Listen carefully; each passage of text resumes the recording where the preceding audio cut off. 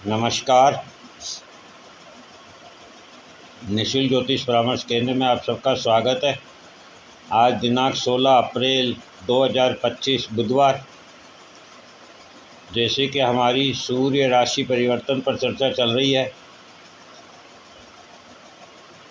तो यदि हम सूर्य को समझ सकें, सूर्य जब मेष राशि में आते हैं तो उच्चता प्राप्त करते हैं। और कोई भी ग्रह या आप व्यक्ति से भी समझ सकते हैं कि जब व्यक्ति अपने जीवन में उच्चतम स्थान प्राप्त करता है तो उसे थोड़ा अभिमान होने लगता है। उसका जो समाज होता है वह परिवर्तित होने लगता है, उसकी सोच परिवर्तित होने लगती है। ठीक इसी प्रकार से सूर्य जो कि ग्रहों में राजा है, वह भी जब अपने उच्च स्थान पर आता है तो एक अभिमान सा होता है, तेज होता है। लेकिन मेष राशि कालपुरुष की पहली कुंडली है, कुंडली का पहला भाव है, और पहला भाव जहाँ की बच्चे का जन्म होता है, वहाँ बच्चे को यदि उच्च स्थान प्राप्त हो तो उसके पास ऊर्जा तो होती है किंतु बुद्धि नहीं होती है। और यही कारण है कि यहाँ सूर्य के आने पर हमें कई प्रकार के कन्फ्यूजन उत्पन्न होते हैं, हम सही डिसीजन नहीं ले पाते हैं और स्वयं को सर्वे सर्वा मानते हुए लोगों की परवाह करना छोड़ देते हैं, अहंकारी हो जाते हैं, अपने निर्णय सुनाने लगते हैं और यहीं से रिश्तों में खटास आना शुरू होता है, शत्रुता पैदा होती है, द्वेष और ईर्ष्या पैदा होती है, जो कि हमारे जीवन के लिए घातक है। अतः उच्चता में यदि धन हो, मान सम्मान हो, पद प्रतिष्ठा हो, किसी भी प्रकार का आपको उच्च स्थान प्राप्त होता है, जैसे जैसे आत्मिक व्यक्ति की वृद्धि होती है और वह उच्चतम की ओर प्रवेश करता है, तो हमारे समस्त ज्योतिषाचार्य यही हमें बताना चाहते हैं कि आप जैसे जैसे ऊपर चढ़ते जाएं, वैसे वैसे अपने स्वभाव को निर्मल रखें, कोमल रखें, लोगों के प्रति आस्था और विश्वास रखें और स्वयं को निर्मल बनाकर रखें। जितना आप झुकेंगे उतना अधिक आप वृद्धि करेंगे अपने जीवन में, और यहाँ पर सूर्य का यही प्रभाव हमें प्राप्त होने जा रहा है। क्योंकि नया नया चाहे धन हो, चाहे नया नया पद हो, प्रतिष्ठा हो, मान सम्मान हो, रिश्ते हों, सभी अभिमान देते हैं और अभिमान ही हमारा विनाश का कारण बनता है। इसीलिए हम आपको बताना चाहते हैं कि सूर्य जब मेष राशि में प्रवेश कर चुके हैं, तो इसका हमें 14 जनवरी से ही प्रभाव प्राप्त होना शुरू हो गया था।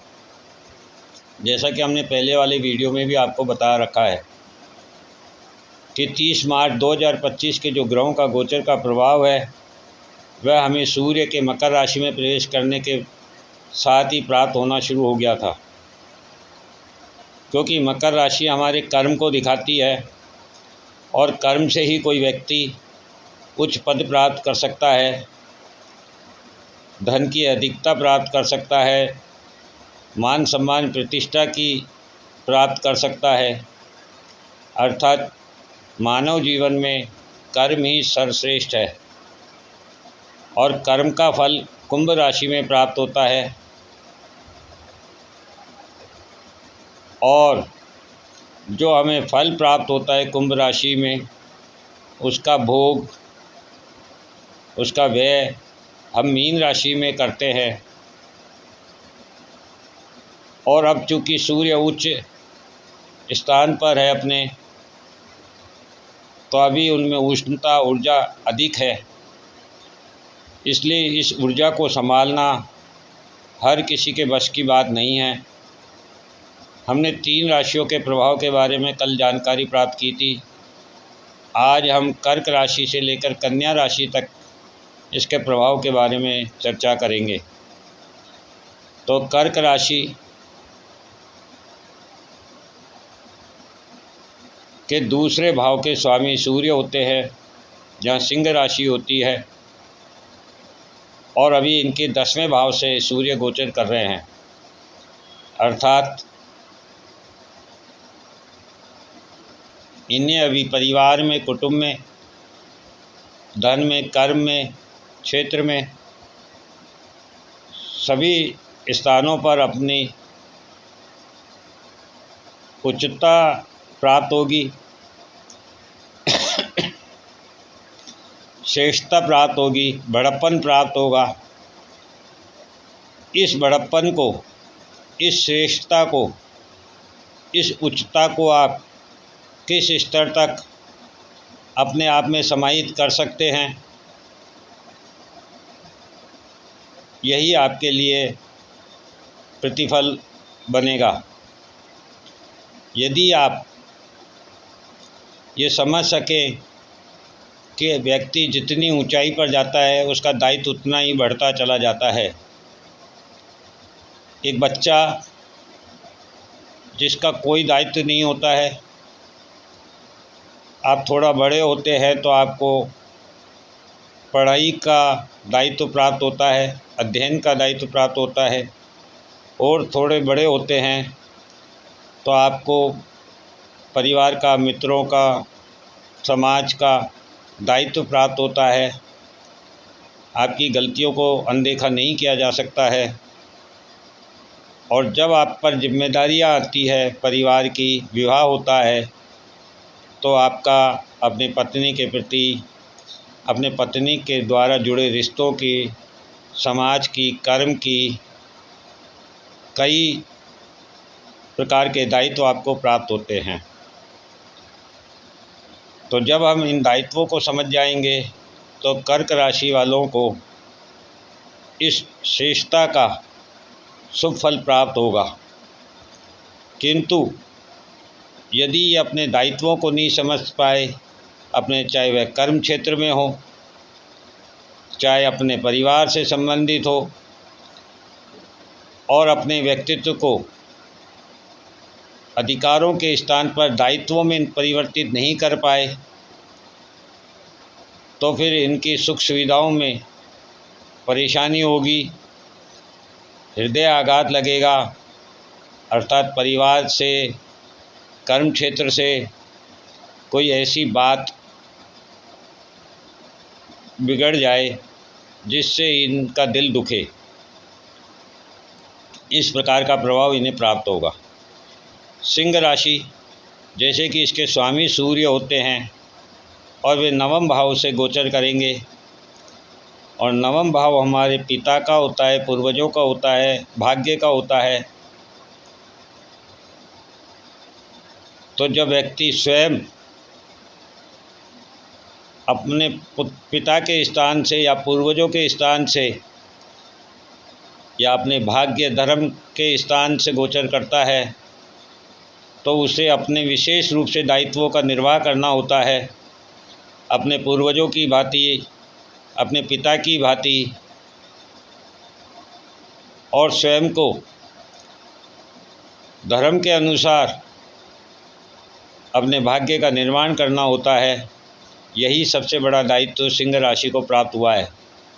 यदि आप अपने दायित्व को निभाने में पूर्ण रूप से सक्षम होते हैं तो निश्चित रूप से ये गोचर आपके लिए शुभ एवं लाभदायी होगा। इसके पश्चात कन्या राशि, इनके 12वें भाव के स्वामी होते हैं और अष्टम भाव से गोचर कर रहे हैं।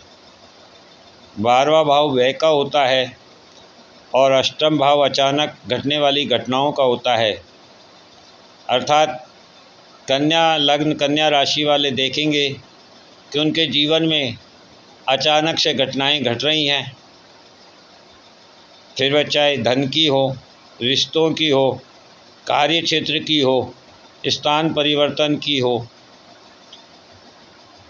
तो ये सोच भी नहीं पाएंगे, समझ भी नहीं पाएंगे और अचानक से इनके स्थान परिवर्तन हो सकता है। मान सम्मान की हानि हो सकती है, धन का व्यय हो सकता है, स्वास्थ्य का नुकसान हो सकता है। ऐसी स्थिति में सबसे बढ़िया उपाय जो कन्या लग्न राशि वालों के लिए है वह है साधना। ये जितना अंतर्मुखी होंगे, जितनी साधना करेंगे, जितना स्वयं को जानने का प्रयत्न करेंगे, उतना ज़्यादा इनको लाभ प्राप्त होगा और ये इन कष्टों से और मुसीबतों से बच पाएंगे। इस प्रकार से आज हमने कर्क राशि से लेकर कन्या राशि तक के सूर्य गोचर प्रभाव को जाना। अब हम कल तुला राशि से लेकर धनु राशि तक का प्रभाव जानेंगे। जय हिंद, जय भारत।